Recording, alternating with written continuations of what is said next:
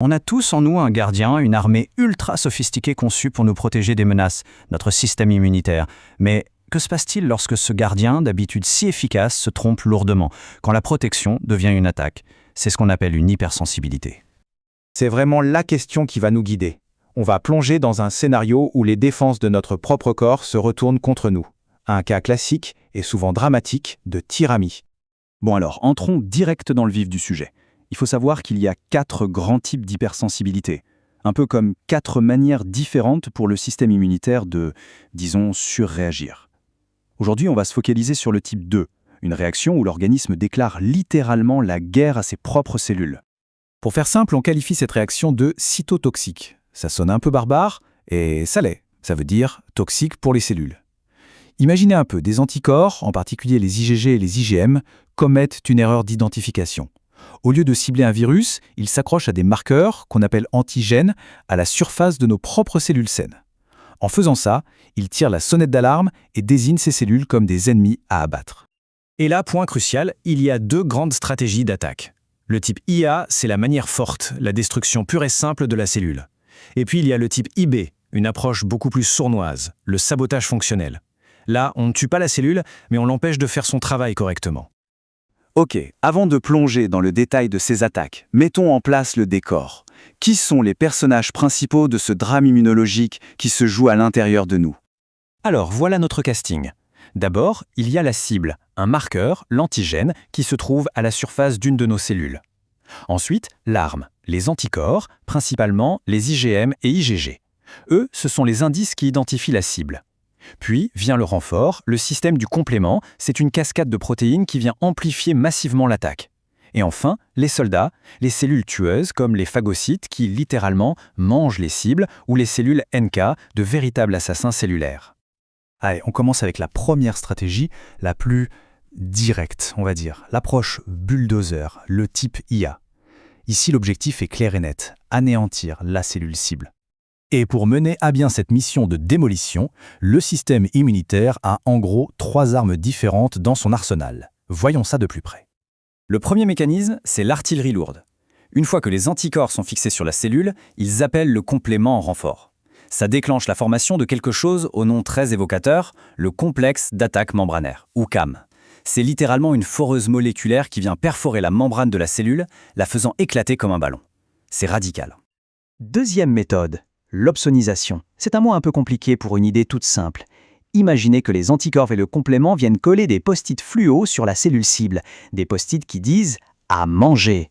Ça la rend super appétissante pour les phagocytes, les cellules nettoyeuses du corps, qui n'ont plus qu'à venir la dévorer. Et enfin, troisième mécanisme, l'ADCC. Là, c'est encore différent. L'anticorps sur la cellule, il ne fait pas que marquer la cible, il envoie un signal GPS à des forces spéciales, les cellules NK par exemple. Ces cellules, ce sont des assassins d'élite. Elles ne mangent pas la cible, non. Elles s'approchent et lui injectent des substances mortelles qui la forcent à s'auto-détruire. C'est ce qu'on appelle l'apoptose, un suicide cellulaire programmé.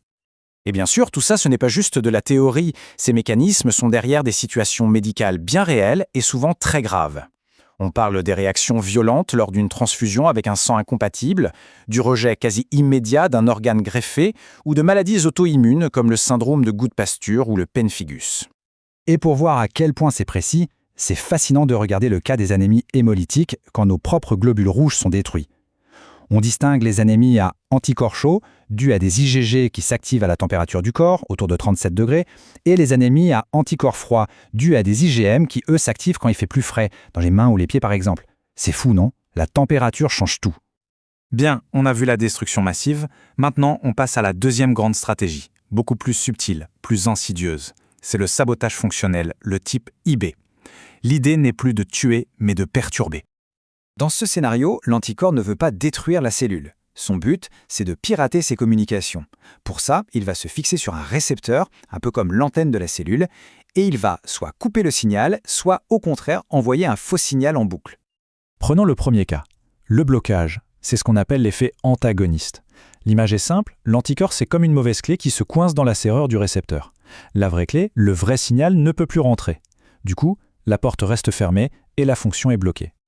Et cet exemple de la clé cassée, il illustre parfaitement une maladie qui s'appelle la myasthénie grave.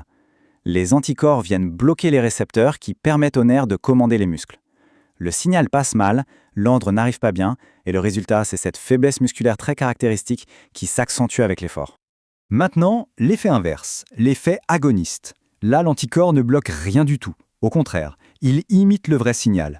C'est comme si quelqu'un appuyait sur la sonnette et laissait son doigt dessus. Ça sonne en permanence. La cellule est surstimulée, elle ne s'arrête plus de travailler. Et le meilleur exemple pour ça, c'est la maladie de Basedow. Des anticorps vont continuellement stimuler la glande thyroïde. La thyroïde, elle, croit recevoir l'ordre de bosser non-stop, alors elle produit des hormones à plein régime. C'est ce qui mène à l'hyperthyroïdie. Ok, on a vu les crimes, on a vu les armes, mais comment est-ce qu'on mène l'enquête? Comment les médecins font-ils pour prouver que cette attaque interne a bien lieu et pour identifier le coupable? Eh bien, ils ont toute une panoplie d'outils de détective.